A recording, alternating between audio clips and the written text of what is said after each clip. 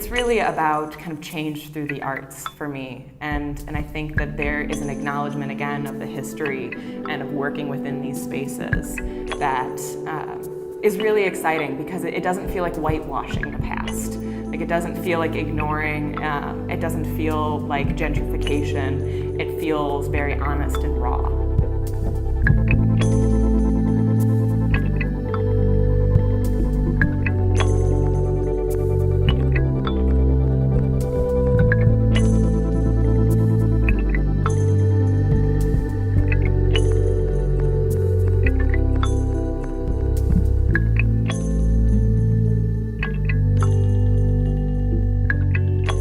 I just graduated from my MFA program in Florida, and I was moving back to Chicago. And I really wanted to find something this summer that was like a temporary residency or workshops or things like that. I found a website, saw the Birdsell Project on there, and thought that just seemed like a really, really crazy cool opportunity in a place I'd never been to. I really liked the idea of what they were doing with the space and doing something very non-conventional.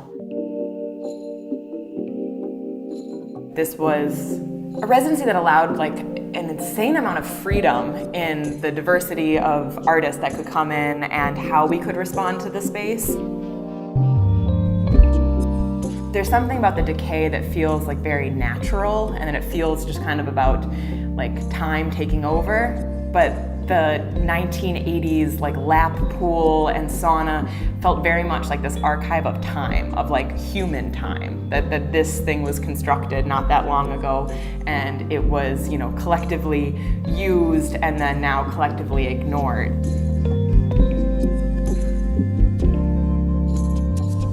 The name of my piece is the East Bank Athletic Club. I really wanted to find people that had occupied that space.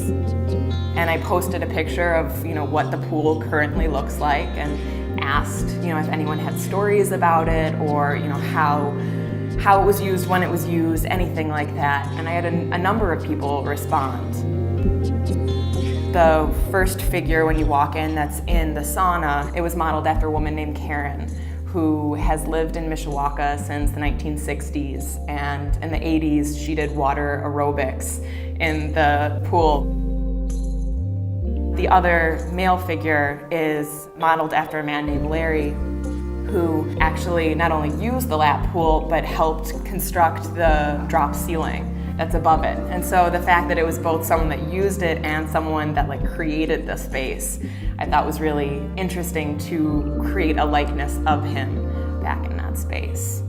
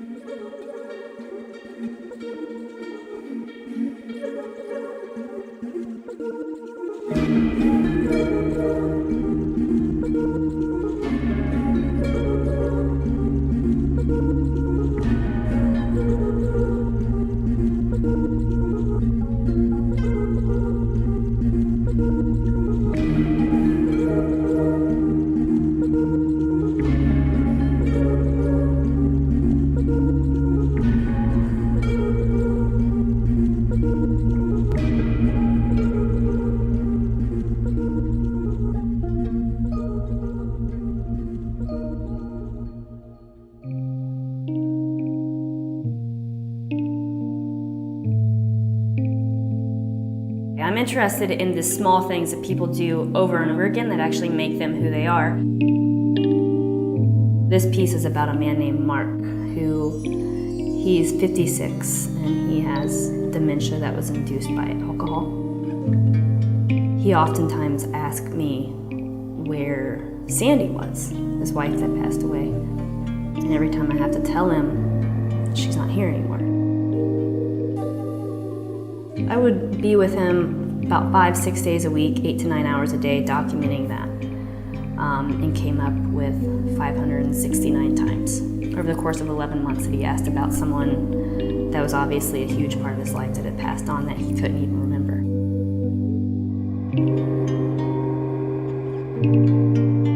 Sandy died 5 years ago, so there's 5 bed slats, each one representing a year that she's been gone. So each slat contains 569 threads. The name of this piece is This Is Not Oblivion, a love story. Mark gets frustrated. People think I'm oblivious. I'm not oblivious. And I thought that was a really powerful statement that kind of summed up Mark in a way to me, or just the nature of the disease in general.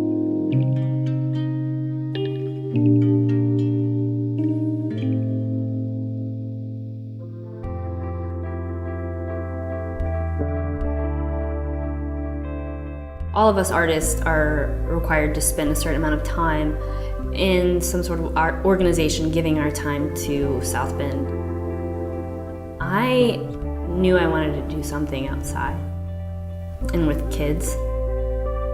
I fell in love with these kids and I came to South Bend to make art, and I ended up finding out that I just absolutely love tennis, love coaching these kids.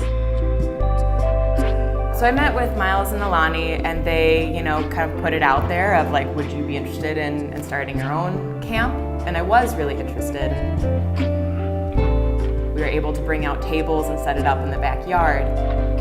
We had all ages, and the neighborhood kids that would just kind of see something happening or see that there was an art camp sign on the front door and would just come around back. It really just kind of turned into this really awesome art making and just safe space environment.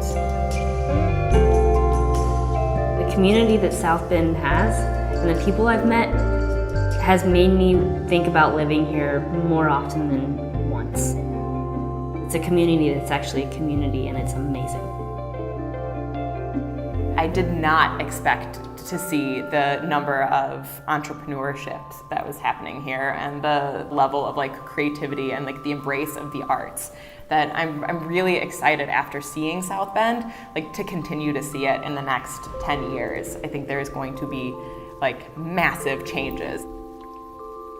The Birdsell Project to me is two very ambitious young people that see something different for their city. And not only do they see that, they're willing to spend a lot of their energy and work into making that vision a reality. So they're given the opportunity for artists to come here, to explore South Bend, to make something of South Bend that it wants to be but it's not quite there. And using spaces that have been rendered useless is really, really powerful, because there's so many spaces in South Bend that people have just signed off. And what if people can come in and revitalize them and use them again and restore some sort of history and integrity to these buildings? That's what Birdsell is to me.